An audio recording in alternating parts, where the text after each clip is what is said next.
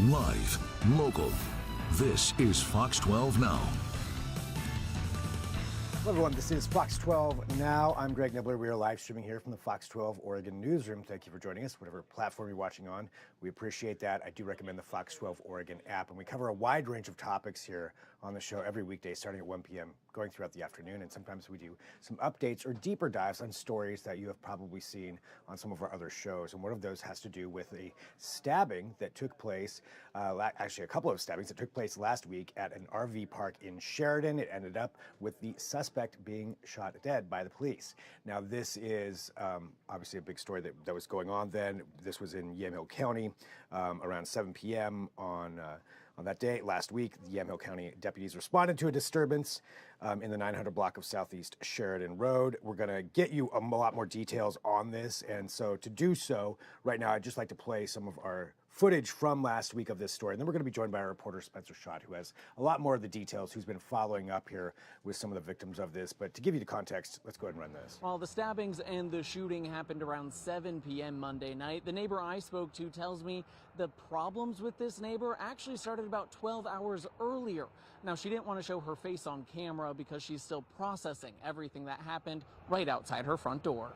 He literally just ripped up my door open, which was locked. It was around 7:30 Monday morning when Heather and her partner were startled awake. And just ripped it open and started climbing in the stairs. Both my partner and I were looking at each other and looking at the door going, what the hell? Heather has lived at the Valley's Edge RV park for a little over a year, and in that time, she didn't really get to know her neighbor. We had one interaction last week. It was a civil interaction, not awkward. He just asked for a cigarette, hung out and said hi, and that was about it. She wasn't even sure what his name was, but she says Monday he made multiple attempts to break into their trailer that was right next to his. I left for work, and shortly after I left for work, my partner called and said he just tried to come in again and was aggressive. Her partner called 911, asking for a welfare check, but before police could arrive, things escalated. He just tried to come in again, and he's got a knife, he's got a hunting knife, I don't know what's happening, and then within 5 seconds said he's murdering people and hung up, and so I left work urgently. On her drive home, Heather was passed by multiple police cars and ambulances, and when she pulled into the park, Yamhill County deputies had already shot and killed her neighbor after they say he stabbed 2 people. Small children live around here and had to witness that. It's just really tragic. Now, Heather says she doesn't plan on moving away from this RV park because of what happened. She wants to stay here and help her neighbors process everything and is hoping the 2 that were stabbed have a full recovery. The Newburgh-Dundee Police Department has taken over this investigation. Reporting from Sheridan, Spencer Schacht, Fox 12 Oregon. All right, so there we go. That was that update from last week, and we are joined now by Spencer Schacht out in the field there. And Spencer, thanks for being here with us, to go over this a little bit more. And I got to wonder, how are the victims doing right now after all of this? Well, Greg, that's who I was able to talk to today. It was Shelby and Sebastian Lammel, husband and wife, who also live at this trailer park. Shelby told me that they were just sitting on their front porch enjoying a Monday evening, having a picnic-style sandwich with their kids, when someone ran up to them saying that there is a man a few trailers down stabbing people or threatening people with a hunting knife. And that's when her son jumped into action to see if he could kind of calm this man down. And when it was clear that he wasn't able to be talked down from this moment, that's when he started swinging that knife around and actually got Sebastian and Shelby. Sebastian was stabbed multiple times. Shelby was stabbed once. Shelby is now out of the hospital. She had one surgery on Monday that happened overnight, but Sebastian has had a lot deeper wounds, and we have talked to Shelby earlier today, so she'll actually walk us through what it was like that night if you want to play the soundbite that we got from her today. Yeah, we can go ahead and play that for you right now. So this is out there with Shelby. Here we go. My son is agile, so he was ducking and dodging. Well, then the next person he laid eyes on was a 3-year-old. And I saw him do it, and I scooped the baby up and ran to the back of the RV and basically threw the baby at his mother, and I said, get him inside now. My husband the whole time has called 911, run, get inside. Like, this guy was going at everybody that he could.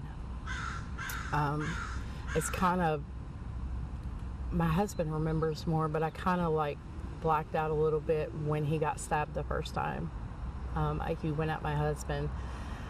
I remember going towards him and trying to grab my husband and get him back into safety, get him in the RV. And I'm that person that stays outside and makes sure everybody gets to safety, and that was my downfall because I didn't know he was behind me, and when I turned around, he got me.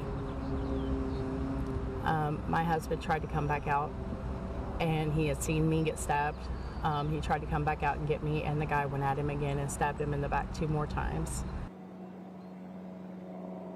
Obviously. Yeah, in total, the hospital is... Yeah, I was going to say that. Sorry.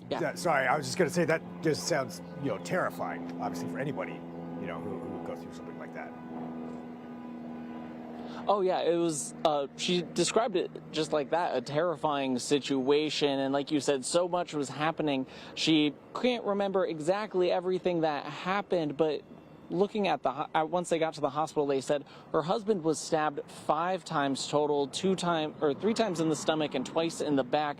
But he actually had to have surgery on his hands today because he had so many defensive wounds on his palms and on the back of his hands that they had to go in and have plastic surgery to kind of reattach some of the tendons in his hand. He just woke up from that surgery right after we finished that interview with Shelby. So she was excited to be able to go back in and check on her husband, who's actually had a breathing tube down his throat for the last week. They were able to take that out this morning. She said he's making an amazing recovery, but has a very long way to go after this. Yeah, I mean, you're just thankful that he's alive, but I mean, that's a lot to have to deal with and going through all that and those surgeries. I mean, when you were out there today, what was the general, I guess, the vibe of the RV park today, after these stabbings? Well, people are still on edge. When I was out there last week, a lot of folks were hesitant to talk to us. Like you saw in the package that we just aired, Heather, the neighbor of the man who was going around stabbing folks and was eventually shot by police, she didn't want to show her face on camera. Shelby didn't want to show her face on camera today either, just because we don't know the identity of this man and who he is connected to or what type of connections he has in the community. And so while these folks want to share their story of what happened to them last week, they are still nervous and on edge about what could happen in the future once we know more about this man and kind of what set him off in the first place. Is there any so anticipation folks are a little on edge. Sorry, Spencer. And again, we're back and forth here live, so just for everybody at home, there's sometimes a little bit of a delay. So apologies for that. But do we know anything, more as far as when we'll find out some more information about potential motivations or some more about this person?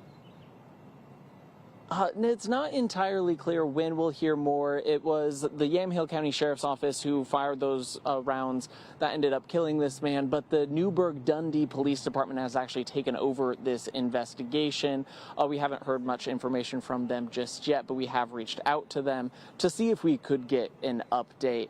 And the folks that I talked to, both Heather last week and Shelby today, they didn't know this man very well. They knew he was a neighbor. Heather mentioned that she gave him a cigarette last week. Shelby told me today that 3 weeks ago, the police were at the RV park because there were accusations that this man stole a bike from someone or stole a couple other items from the trailer park. But besides that, she'd never had an interaction with him before. And she said overall, it's a very safe place to live before then. But now, like I mentioned, she's still on edge. And when her kids go outside, she doesn't want them to go outside by themselves anymore. She doesn't feel comfortable going outside by herself anymore. So if they're going outside to eat dinner or even taking out the trash or walking to the shower house, she's like, this is a family activity. We are going as a group. We are going together, because she doesn't want to let any of her kids out of her sight or even go by herself just yet. I mean, yeah, you can only imagine how on edge anyone would be, after going through something like that, and then with her husband going through those surgeries as well. Well, Spencer, thank you, very much for joining us, just for a little bit more in-depth context to this story, and I'm sure we'll have more coming up later on today, I would imagine, in our 4 p.m. news and going forth from there for whatever else you've found out. So, Spencer, thanks so much. Really appreciate you joining us today. Definitely. Thank you. And thank you to everybody who has joining us here live. Again, we're live streaming from the Fox 12 Oregon newsroom.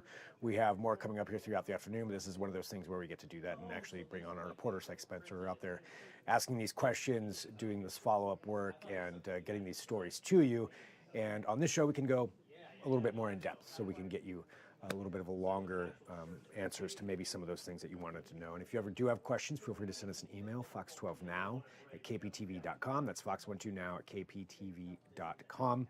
And we will try to get you answers to that. Or maybe there's a story that you saw and you want to hear a deeper dive. You want to hear some more from the reporter about whatever went on for that story, in particular story. That's some things that we can do here. So send me those emails. But for now, we're going to take a break. We'll be back at 2 p.m. We've got lots more coming up this afternoon. We're going to be speaking to the Chinook Indian Nation. We're going to be speaking to some OSU researchers about sharks. Those are just two of the planned things. If there's breaking news, we'll have that as well. But we'll take a break for right now. I will talk to you soon. I'm Greg Nibbler. This is Fox 12 Now.